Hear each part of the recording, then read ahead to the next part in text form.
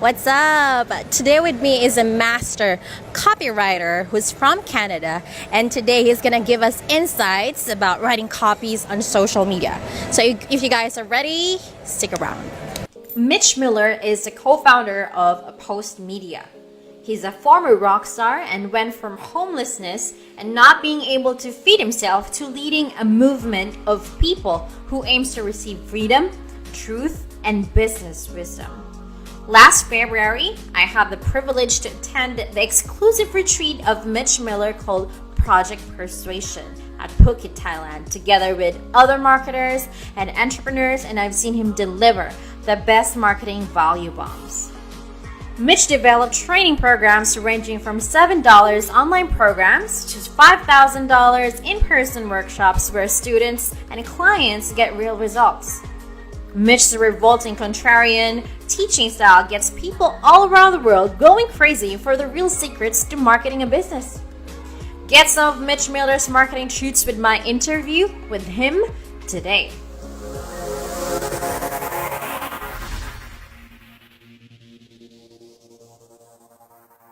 Hi Mitch, how are you? Good. How are you? I'm pretty ecstatic and excited. I have prepared 3 different questions for you, and I'm gonna go straight up, and then I'll just ask random questions if that's okay.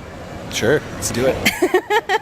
So, because you know that in social media you have to release contents like videos, short form content, long form content. What do you think is the reason why people who manage social media profiles are not getting the instant connection to their audience? What do you think is the problem with that? Okay, so there's a lot of things, but you can boil it down to 2 probably. The first thing is they're not getting to the point. So if somebody does a Facebook Live, for example, you'll see this in Facebook Lives more than anything, which is a good way for you to see it. Someone starts a Facebook Live and they're like, "Hey guys, starting a Facebook Live because today I'm going to teach you guys some valuable things. Oh, hey, Ann. How are you, Ann? Good. Hope you're doing well. Oh, hey, Rob, Bobby. Okay, so yeah, I'm here in my car, and today I was thinking of something, and it was really interesting because usually I don't think of this, but it's really going to, and you see how she's not getting to the fucking point of what she's trying to say? That matters because just like in TV, people click off so quickly.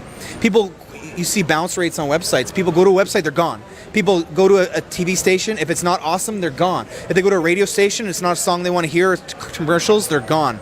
And the same goes on social media, even more so, because on your timeline, there's so many interesting things. And if it's not, no one's going to waste their precious time. So the first thing is getting to the point. You can't connect with somebody if, most of us are not so gorgeous looking enough that alone will carry us into the content. You gotta be right up front. So I would say, even if you're gonna dick around like that a bit, if you're to start a Facebook Live, for example, you'd be like, "Hey guys, today I'm gonna teach you one easy secret to instant confidence that if you just put it into practice, which you can do by the end of this video, which is gonna be like 10 minutes long only, by the end of this 10 minutes, you're gonna have a new tool to be able to have instant confidence anytime you want." And so, yeah, hey Ricky, oh hey Bobby, yeah, so I just came back from the gym and I was thinking about, and then you could talk about it, but you gotta hook them in. So the first thing, the reason they don't make the connection is because they don't get to the fucking point of why someone should be watching. What's the reason to be watching? And then number 2 is they're not making them feel emotions. If you don't make people feel emotions, they're not going to do anything. They're not going to do what you want them to do. They're not going to feel compelled. So emotions make that connection. But I'm going to back up from the emotion thing just one little notch and say that you have to, the emotion that I'm talking about, the feelings, you need to begin with talking about where they are. Okay, so if somebody's doing copywriting on social media, any kind of videos is copywriting too. Copywriting is persuading with words, the persuasive arguments, influence, and stuff like that. That's done through words like this. That's done through audio. That's also done through written. So it's all the same. It's like when you're persuading people with words. Now, the thing to think about is, are you connect with them? To answer your question, are you connecting with them with where they're at currently? If you come on and you're like, "Hey, so I'm this, I'm good at this, I provide this, I'm this, I got these products that have this, my lipstick does this," and you're talking about either what you want them to believe about you or your products or your services, or where you're at. So you're talking to them about all the things that you want them to believe, because you want them to believe them, which is obvious. But what you don't get is that they're not there. They're here. They're where they believe. So you can't be talking about your amazing weight loss product and this and that when you don't first connect with where they're at. Hey, I bet you tried every diet. I bet you get fucking pissed off when someone asks if you thought of this or this, or when you go and when you eat that bread, you feel guilty and you want to beat yourself up, and then that makes you mad to even eat more, and you just like medicate. Does that suck? Yeah, I've been there. Connect with them where they're at, and then you lead them down to talk about what you want them to believe and talk about. And so the connection begins with starting where they're at in order to connect with them, because that's where they're at.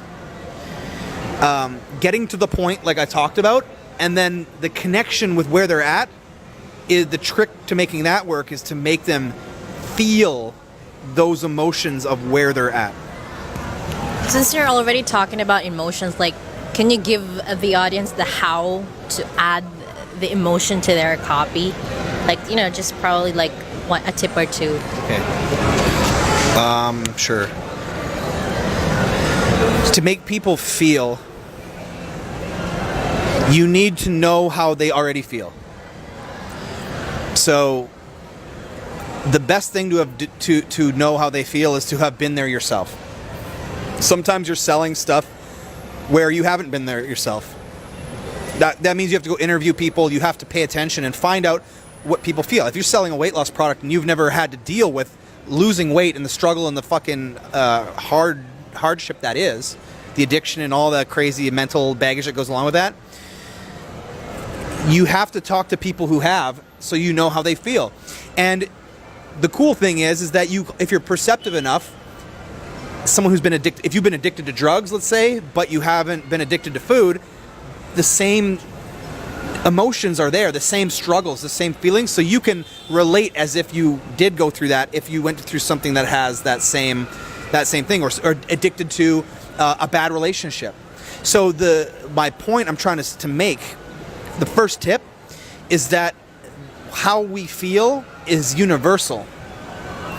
And so somebody who's struggling to lose weight is going through very similar emotions of somebody who's struggling with a bad relationship or struggling with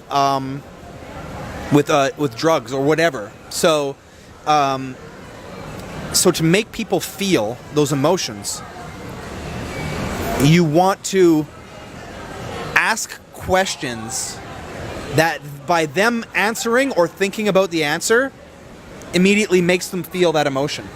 So that's one tip. The next tip is you can make assumption statements. So going back to the questions, you can say, how does it make you feel when you try so hard to do X, but then you see your neighbor without barely any effort doing X? How does it make you feel when he looks at the other women instead of you? I bet, and this is assumption statements, I bet it makes you feel lonely, annoyed, angry, resentful. Doesn't it sometimes just make you feel, doesn't it? And then, see, I'm telling them what emotions to feel, and I'm asking them questions about a situation but the answer would by default would elicit those emotions.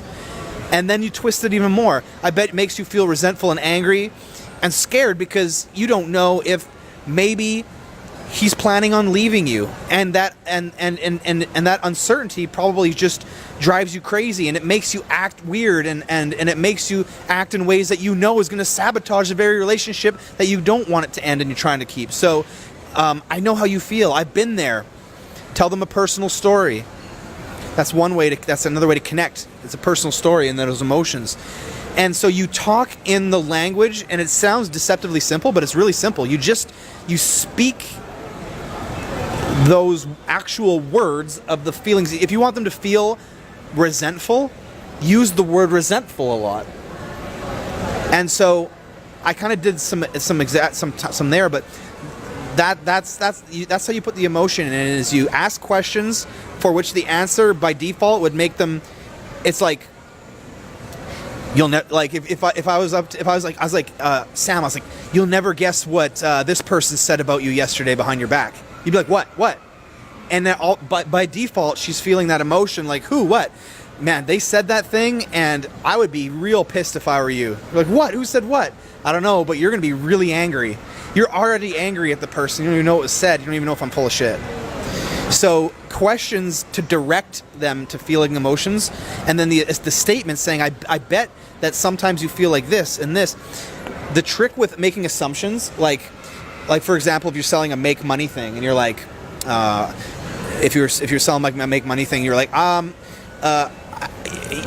you don't want to say you're struggling with your finances, you're paycheck to paycheck, life sucks, and you're depressed and it blows. You wouldn't make them as hard as that. You want to put softeners inside of those words, because people don't want you to make assumptions about them so brash like that. They'll be on the defensive. They'll be like, what do you know about my life, man? That's what they'll think. But if you put softeners in between, for example, you say, I bet sometimes, you like your money struggles just like stress you out, and if you feel like sometimes that at the end of the month there's just never enough money, I know how you feel. That sucks. And like, so you're softening that, but you're still saying it, but you soften it so that their defenses aren't up. And then one last tip about this is that you tell a story about you having gone through what they're currently going through and the emotions they're currently feeling. And if you can't about yourself, you tell it about somebody else. But by doing that, you get to say the most harshest, craziest shit, and you get to dig deep into those feelings without putting them on the defense. Because you can't say, how does it feel to look into your wife's eyes knowing that you can't even afford to buy her a simple gift? How does that make you feel as a man? Bet that makes you feel like a piece of shit. You can't say that. But you do absolutely, if it's true, you do absolutely want to bring those emotions up, because that kind of depth and that kind of emotion is what's going to make them make a change and buy. So the only way to get away with that, unless you have serious authority like Tony Robbins and you're at his event, he can do that. We're not Tony Robbins and we're not usually at events. So what you do is you tell it about yourself. If you or a student or something, but you can say, Rachel, Derek did this, and he felt like there was no hope, and he just felt like he told me, man, he said he felt like a complete piece of shit when he couldn't even look his wife in the eyes. He realized he wasn't even a man because he couldn't even do that. Or you can say about yourself, I thought I was a confident person and I was trying hard to do this, but I couldn't even look my wife in the eye because I knew that I couldn't give her the things I want. I felt like a piece of shit. I felt like I wasn't even worthy to even be on this earth.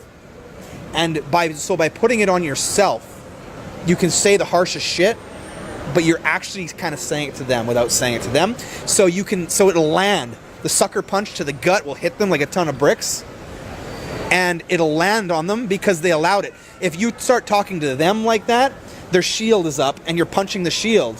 But if you start talking about yourself, they put the shield down and the sucker punch goes straight to their stomach. Wow. This is like social engineering 101. Thank you for that, Mitch. That's lots of value bombs. So I know that these strategies works first for people who manage specific industries, but what if the person manages several different industries? Like what specific tip would you give to them? Because most of the social media people out there manages a brand for e-commerce, a brand for real estate, a brand for this and that, all at the same time. So like, what do you think should they do to easily connect with their audience? Let the client make the client get you that information. It's not your fucking job. It's not like if you're a social media manager and this and that, and you're not like only a hardcore copywriter, like being paid a lot of money to go in and only work on their copy, then it is not your duty to do their research for them, to figure out their brand, to know their market's hot points and frustrations. That is something you demand of them. And if they don't have that shit figured out, then I wouldn't even take them on as a client, because they don't know what the hell they're doing. And for you to figure it out for them, and that's only part of your job, and then they don't even know, and then they're going to reject some of your copy or some of your social media posts and stuff like that because they're going to like, I'm not sure if we should do that. It's like, damn it, I know how your customer works. And so you're going to have those battles. So they need to know and they need to get that, which means you want to try, and it's difficult when starting out, but you want to try and work with people who are qualified to work with you. People who, you want to make your job easy. You don't want to just get any client in any industry. You don't want to take on everybody in every industry. Try to stick to an industry. There's, like I promise you, if you're doing e-commerce and then you're doing this and you're doing that, I promise you, within e-commerce, all the business you could ever handle, you could be drowning in business 800 times over with just that one niche. And the better you get in that niche, the more work you'll get in that niche, and the higher paid you can get within that niche. And so you don't need to take on every niche. You don't have to have that fear of missing out, because that fear of missing out will cause you to remain mediocre in many niches versus being great in one. And so I would stick to one niche personally and become awesome at it and get known at that, and then you can become a high-paid expert in that niche. And then if you want to branch later, you can branch later, but not while you're trying to get footing. You don't want to take on everything that you can get, as tantalizing as that is, to take on everything that comes your way because you just want to make the money and get the experience. But what I would say is that make the client do that. Now, the way that you can do that is there's you can find online, there's customer avatar sheets, which is basically sheets that you fill out or you have the client fill out that says what is their biggest fears and frustrations, what is their daily frustrations, what are they scared of most, what are their biggest worries, what are their biggest dreams and aspirations, who are they, what's their political bent, how old are they, what do they have kids, how much money do they usually have, this profile. And so if maybe this is something that you can just find one of those profiles and give it to the client and be like, here, fill this out, or else I can't do jack shit for you properly. So I would say it's make the client do it. It's not your job, and you can provide them with the tool to do so if you want to give them that sheet of paper. So do you think it's a must for them to practice or like become you eventually? Like master, not really become you, but become pretty knowledgeable of doing copywriting for social? You have no choice. Because one thing I learned about copywriting is it's not just this little tiny, this like cool tool that'll make you a lot of money. It's the cornerstone of the entire goddamn game. It is the words. Now, because we got language. Language is how we decode and deconstruct and construct the meaning of our lives. We don't know what anything means to us until we start to use language to create meaning. And so copywriting is nothing more than just language itself. Because, as biological creatures, our number one drive is to procreate and to survive and to replicate. That's it. And so since those are the only two things, there's only one way to... Because survive means you want to get access to resources. You want to move up in the world. Every one of us does.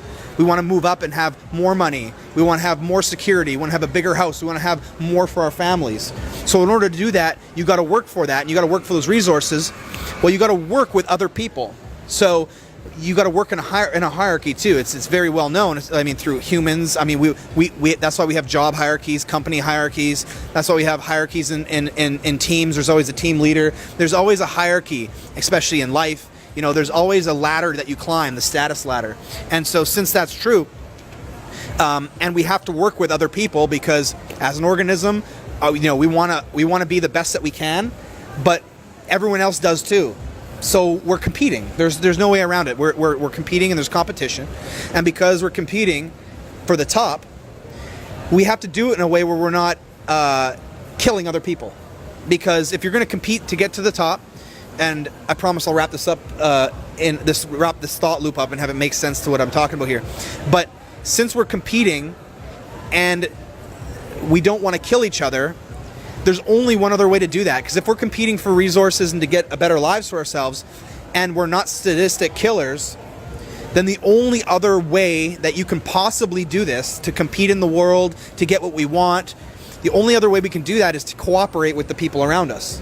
We can either cooperate with everyone around us, and then we all fall into our places, or we kill other people. You see Pablo Escobar, you see all these people who want power and stuff. They have no problem screwing people over, lying, killing people to get on top. Well, if you don't want to do that, which I hope you don't, and nobody else here really does, then the only thing left that you can do, the only thing, is to get cooperation of people around you to get where you want to go. Well, that act of cooperation, that dance we do with people, that getting someone's cooperation, that is nothing more than persuasion.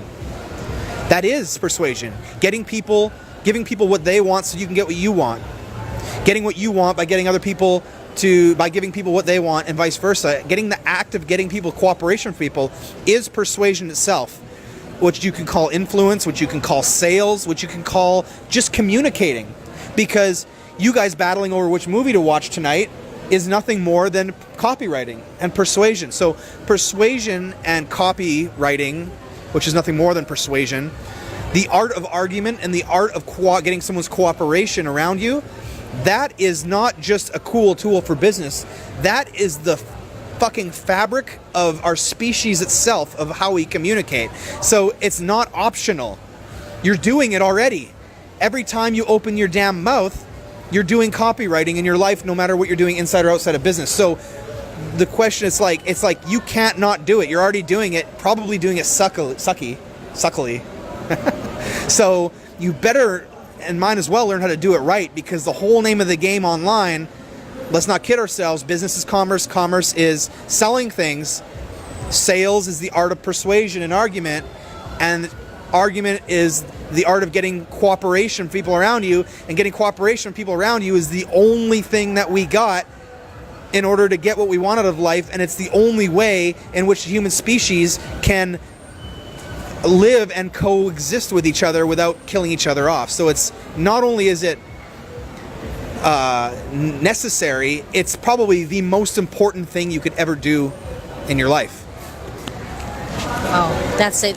You hear it, guys. That's from master copywriter Mitch Miller. Now, the one thing before we end, what's one advice can you give them, like for social media marketers, in order for them to get there? To get clients, believe that you are the expert. I was talking with somebody, my friend. She owns a wine bar, and she's a really good sommelier. And I was like, you should be a freelance sommelier. Go to all the top parties in the hotels, events. People can hire you as like a celebrity sommelier. You can go up and do that. She's like, I don't know. She's like, I'm not that good. I'm like, you're good. She's like, I'm not truly an expert. I'm like, yeah, you are. Of course you are. I'm like, think about this. To your customers. Like, I don't know who you're comparing yourself to in your head, like some expert, like your teachers or whatever. No. To your customers, the people drinking wine, are you not an expert? She's like, yeah, like a hardcore expert. They see you doing your thing and this and that. They don't know what half of the shit means. I'm like, exactly, you're already an expert. So my point is that when you're trying to get clients on social media, don't go for people who already understand the game. Go for people who have no clue. Go for business owners who have no clue about how this shit works, and they know they need to do it. And then B, not the do-it-yourself type people, because the do-it-yourself type people are types of people who will, they'll try to either micromanage you and control you, or they'll just try to lowball you, or they'll just try to do it themselves, and it'll be really hard to close them as clients. Go for types of business people that are busy, they don't want to do it themselves, and they want to just hire someone to just get it done.